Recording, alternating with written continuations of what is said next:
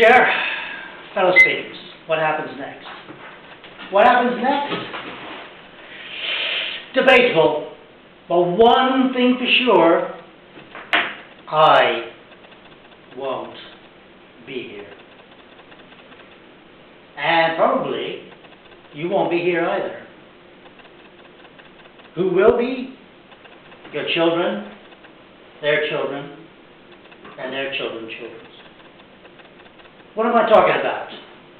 I've mentioned it before about climate change. You know, should we stop it? Should we try to cope with it or whatever? But have we really thought about what happens when there is climate change? Everyone's trying to stop it. Let's say we don't. Let's take the scenario where we don't stop climate change. What happens next? You don't hear about it much. You've heard about a few things, oh, the rising sea levels, yes, but what does that actually entail? The water coming up. Okay, it's going to flood a little bit, maybe a lot in some areas. But what does it affect? It affects a lot. But climate change just isn't about rising sea levels, is it? The atmosphere is getting hotter, seasons are actually changing a little bit. It affects a lot of things.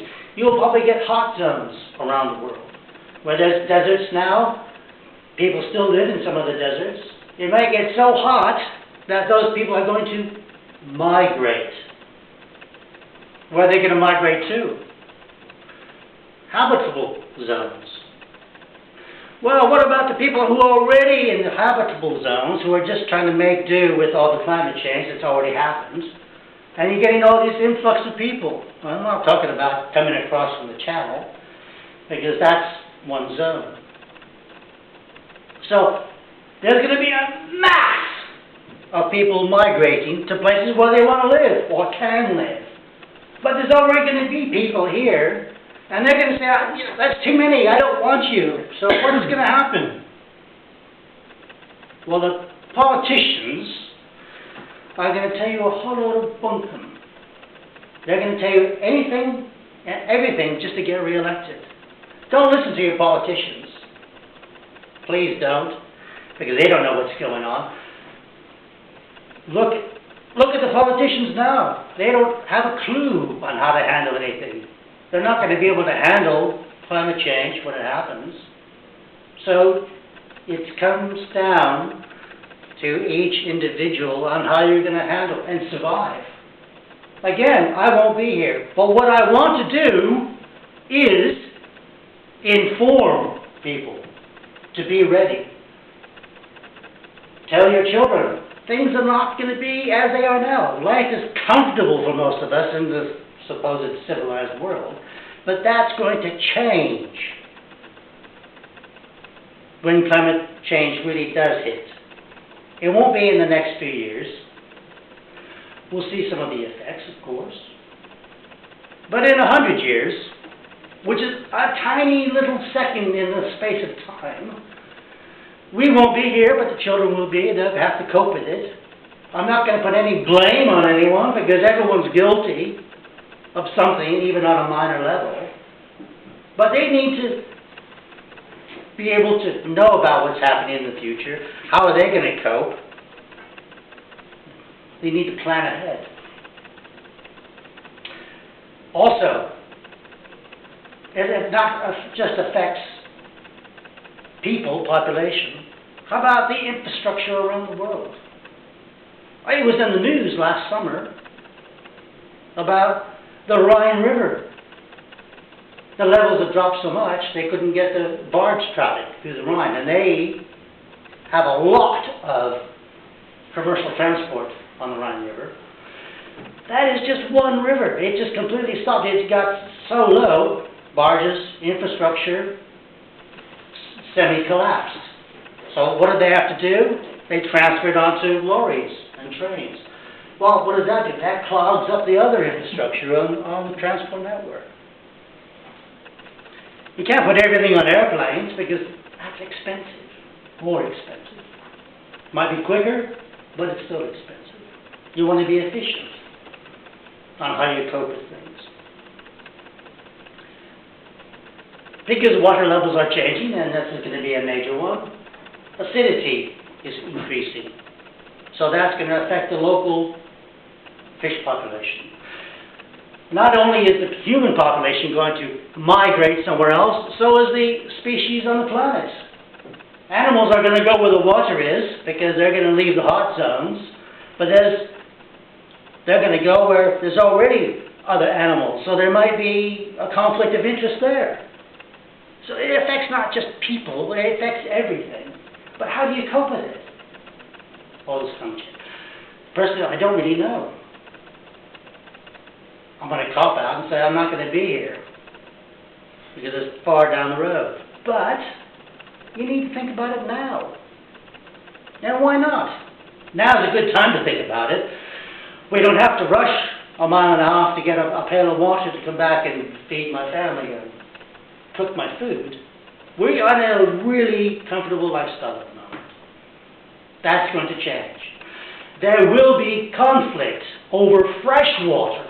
There's already conflict about fresh water. Where's my next clean glass of water going to come from? Countries who have a main water source in one country, but the river flows to another country, and that country is relying on that water source, well, the country that has the main water source is saying, I want to keep it, so I'm going to block it off with a dam. Yeah, but you're cutting off my water source. There's conflict. It's already happening in South America, Asia. The Chinese have blocked off a whole load of rivers from flowing to other places. There's going to be conflict. I can't put it any other. I wish I could gloss over and say everything's going to be fine, but it's not. What do we do? I don't know. We have to think about it. One of the obvious things is let's not consume so much and prepare for the future. But it's too early yet. Again, it's going to happen after I'm gone. But my children, I want them to survive. And why not? I want them to be comfortable, but they might not be as comfortable as I am now. They're really living a good life. Things are really comfortable for them, but it's going to change. And their children's children, it's going to be, who knows what's going to happen back in those days. So, food for thought. I'm not going to be here. You won't be here either, but your generations following you will be. But now's the time to talk about it. So what can I say?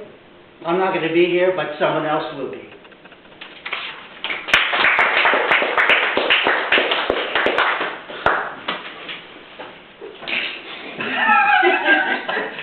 I'll let you know right now, this will be the last time I bring up climate change.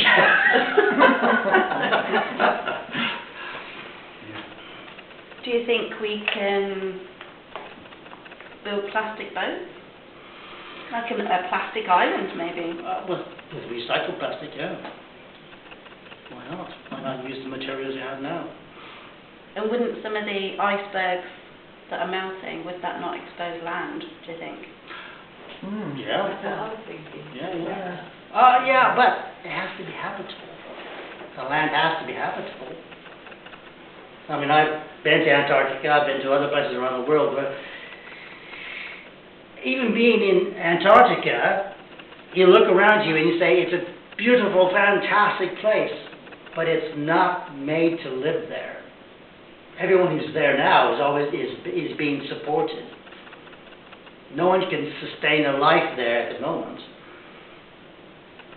So there's other places around the world. So people are going to go from a really bad area to a better place, but there's going to be a lot of conflict. So what's going to happen?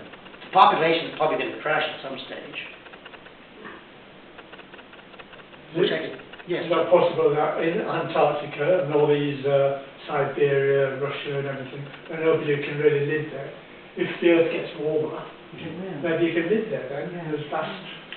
I just read an article about Russia and northern Europe and so forth. The permafrost. Well, we all know it's starting to melt a bit, but we haven't got to the critical stage where it's going to be a catastrophic melting. And when that does, it'll be unsustainable because it'll be too wet, and it's going to trash everything. You still have to build the infrastructure to live in these remote places. but it has to be self-sustaining. Where do you go? I don't know. Whole thing is changing. It's difficult.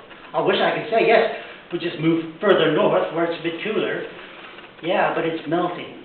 And the fresh water is going to change the texture of the currents, because we're right next to the Gulf Stream here, called the Atlantic Conveyor.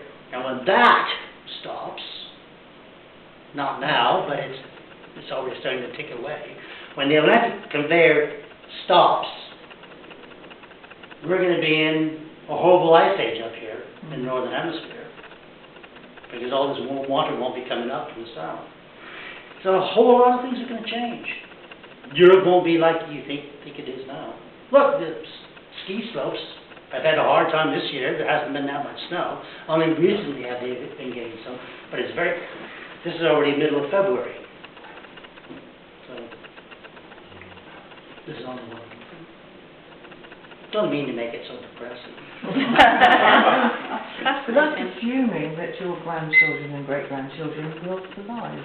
That's true, but they need to know what's going to happen. They need to be informed and not flim-flammed by the politicians. There's one area which people don't like talking about, and I've actually witnessed it. If you have a lack of resources, and that would be like this country, electricity is off, water is off, police and army are too stretched. So what do we get? Militia. The militia would be the ones who've got weapons, and they take anything they want. You're taking the local conflict. Yeah. I'm talking about. But that happens. I only had 8 minutes, so I was taking the whole global thing. But that could be. It'll be. You shrink it down into little units. Yeah, it will be difficult. Most of Sudan, when I was there, was militias, and they just went wherever they wanted and took whatever they wanted. So, oh yes, no law at all. Now, there was a nominal police force, but they didn't do anything. I'll turn my head in shame.